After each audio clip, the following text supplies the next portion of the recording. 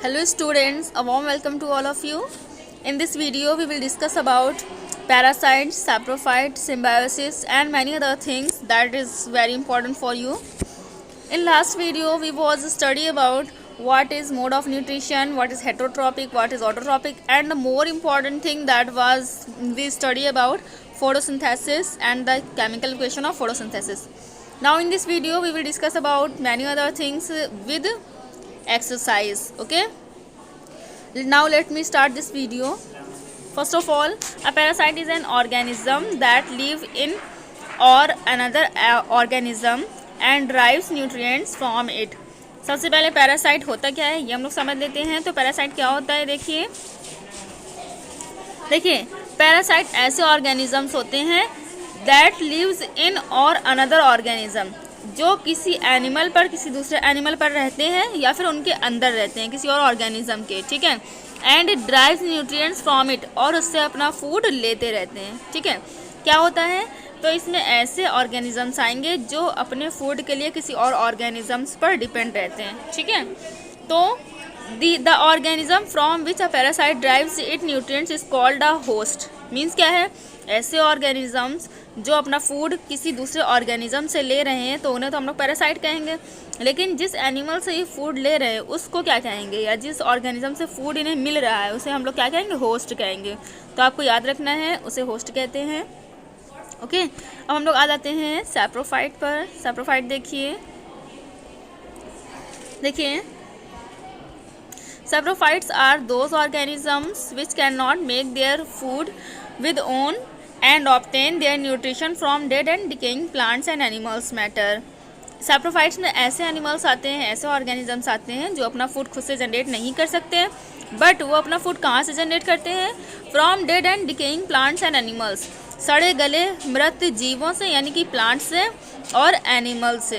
कैसे, जो डेड होंगे. ठीक है, तो ऐसे ऑर्गेनिजम्स को हम लोग क्या कहते हैं, सैप्रोफिटिक कहते हैं. क्लियर, तो ये हमारा सैप्रोफाइट हो गया है. अब हमारा नेक्स्ट है इंसेक्टिवोर्स. इंसेक्टिवोर्स देख लेते हैं क्या होते हैं पहले. चलिए इंसेक्टिवोर में आ जाते हैं, ये आपका लिखा हुआ है. देखिए इंसेक्टिवोर्स स्टार्ट करते हैं. There are some plants which feed on insects. कुछ ऐसे भी प्लांट्स हैं जो क्या करते हैं, फूड को खाते हैं. Such plants are called insectivores. ऐसे प्लांट को हम लोग क्या कहते हैं, ऐसे प्लांट को हम लोग इंसेक्टिवोर्स कहते हैं. ठीक है, तो हम लोग को समझ में आ गया इंसेक्टिवोर्स क्या होते हैं. Leaves of insectivores plants are modified to trap the insect. कैसे ये किसी भी एनिमल को क्या करेंगे, ट्रैप करेंगे. तो इनमें ट्रैप के लिए इनकी लीव्स कैसी होती हैं, इनकी लीव्स मॉडिफाइड होती हैं. ठीक है, इंसेक्ट को ट्रैप करने के लिए. क्लियर हो गया यहाँ पर हमारा.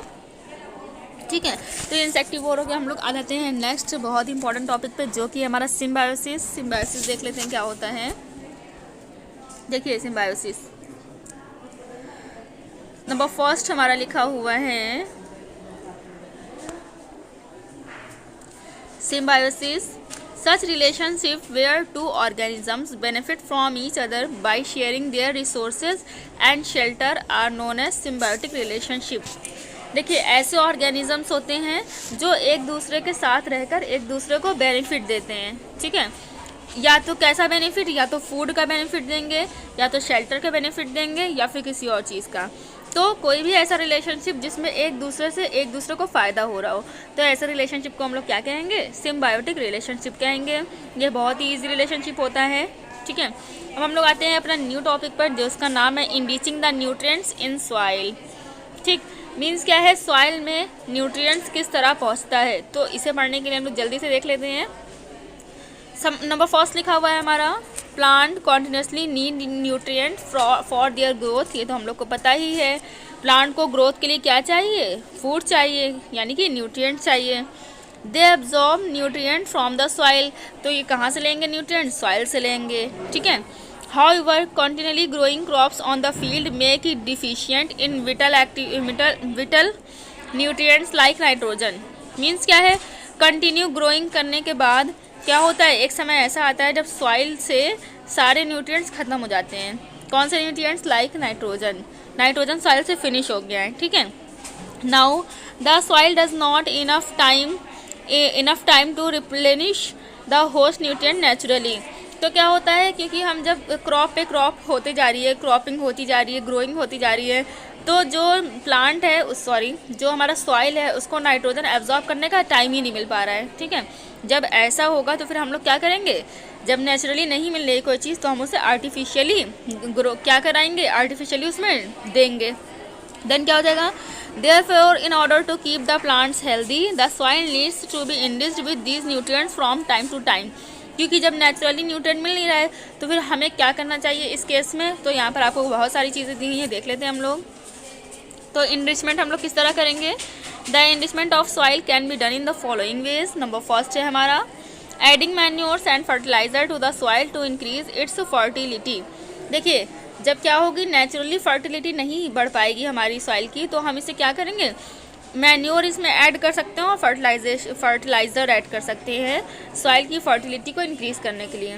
ओके, दीज आर केमिकल्स, कौन, manure and fertilisers. Now second is by growing luminous plants like gram and peas in the field. इसके अलावा हम लोग क्या कर सकते हैं, जैसे हमने कोई क्रॉप ग्रो करी है, ठीक है, तो हमें 1-2 क्रॉप ग्रो करने के बाद हमें क्या करना चाहिए, उसमें ग्राम या पीस यानी चना या मटर की फसल लगा देनी चाहिए। क्योंकि जो हमारा ग्राम और पीस है उसमें बहुत ज़्यादा कैपेसिटी होती है नाइट्रोजन को कैप्चर करने के लिए। ओके, तो ये क्या करेगा, जो नाइट्रोजन की कमी है उसे कंप्लीट कर देगा। क्लियर हो गया है हमारा। अब हम लोग आ जाते हैं एक्सरसाइजेज में, जल्दी से आ जाइए एक्सरसाइज में। देखिए नंबर फर्स्ट हमारा लिखा हुआ ऑब्जेक्टिव टाइप क्वेश्चन। तो हमारा पहला क्या है ऑब्जेक्टिव टाइप क्वेश्चन में, आप इसमें पहले ग्रुप में टिक कर लीजिए। फर्स्ट ग्रुप का करेक्ट ऑप्शन है। सेकंड हमारा ऑब्जेक्टिव टाइप क्वेश्चन है 2 में टिक कर लीजिए। थर्ड है हमारा स्टार्च। फोर्थ है हमारा the modes of nutrition of such organism is called autotrophs. Chlorophyll absorb sunlight. Okay, now we will turn to FIB, fill in the blank. This is the second exercise. Number first is all living के बाद आपको organism लिखना है, तो organism fill कर लीजिए। Okay, now next is you will see the leaves turning। यहाँ पर turning आप लिख लेंगे, turning leaves the plant, यहाँ पे आप लिख लीजिए। फोर्थ में आपका डी वाले ऑप्शन में आ जाएगा फोटोसिंथेसिस लिखना है आपको, यहाँ पर स्पेलिंग आप देख लीजिएगा। Okay, next the solar energy is converted, यहाँ पर आप कन्वर्टेड लिख लेंगे। मैं यहाँ पर लिख रही हूँ कन्वर्टेड। नेक्स्ट है हमारा माइलस्टोन हैज़ ग्रीन के बाद लीव्स आप लिख लीजिए।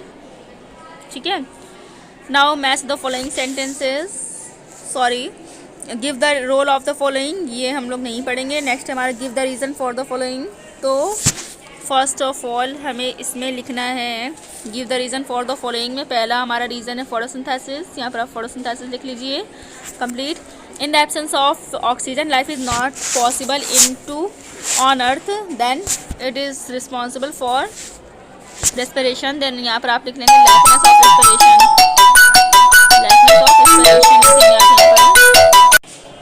Now next is in the absence of oxygen life is not possible on earth, then lackness of oxygen लिख लीजिए यहाँ पर आप lackness of oxygen।